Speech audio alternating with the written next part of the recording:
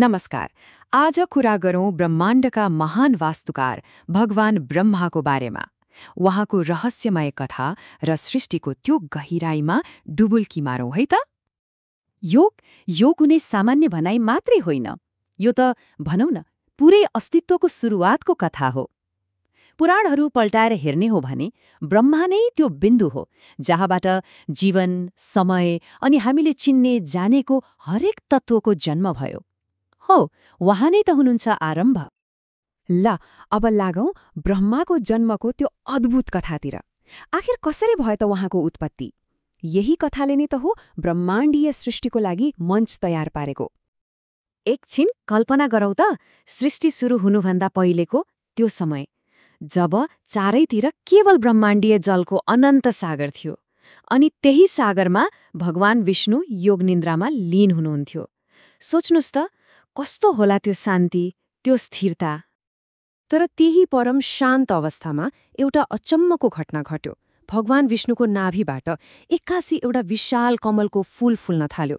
त्यसको प्रकाशले त चारैतिरको अन्धकारलाई छ्याङ्गे पारिदियो। अनि हो, त्यही ब्रह्माण्डीय कमलको गर्भबाट प्रकट हुनुभयो भगवान ब्रह्मा। सृष्टिको त्यो महान कार्य सुरु गर्न अब उहाँ पूर्ण रूपमा तयार हुनुहुन्थ्यो। ल त अब हेरौँ सृष्टिकर्ताको रूपमा ब्रह्माले कसरी यो पूरै ब्रह्माण्डको निर्माण गर्नुभयो। उहाँको योजना कस्तो थियो, कति व्यवस्थित थियो। ब्रह्माको सृष्टि कुनै हछुवाको भरमा भएको थिएन। यो त एउटा एकदमै व्यवस्थित प्रक्रिया थियो। उहाँले चरणबद्ध रूपमा काम गर्नुभयो।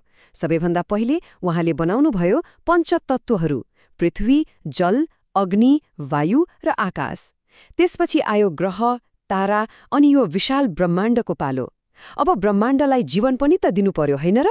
हो, त्यसैले उहाँले रचना गर्नुभयो पहिलो मानव जोडी, मनु र शत्रुपाको। अनि अन्त्यमा ज्ञान र नैतिकताको जग बसाल्नको लागि उहाँले सप्त ऋषिलाई स्थापित गर्नुभयो।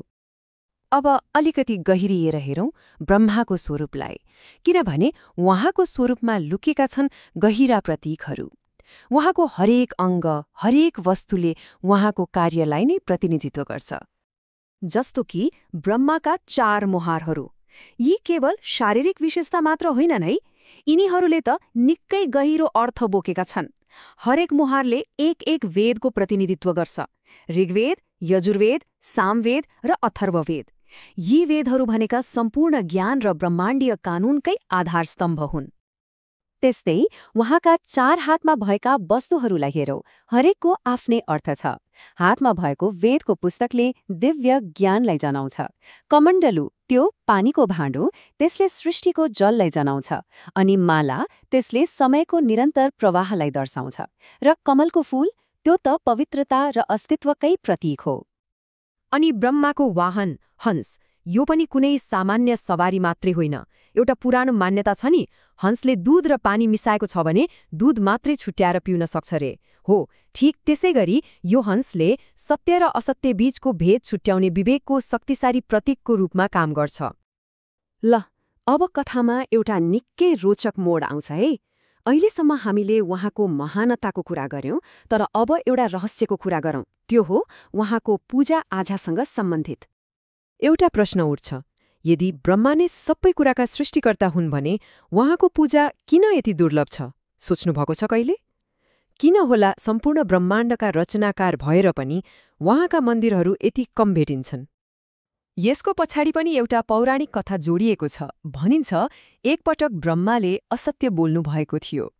यही कारणले भगवान शिवले उहाँलाई श्राप दिनुभयो कि पृथ्वीमा उहाँको खासै पूजा-आजा हुने छैन। र यो दुर्लभता साँच्चै नै अचम्म लाग्दो छ।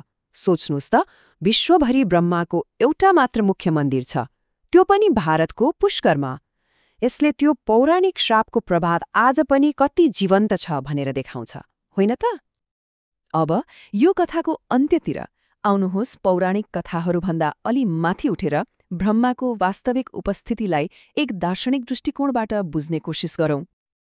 यहाँ एउटा कुरा बुझ्न एकदमै जरुरी छ, त्यो हो ब्रह्मा जो एक देवता हुनुहुन्छ र ब्रह्मन जो परम वास्तविकता हो, यी दुई बीचको फरक।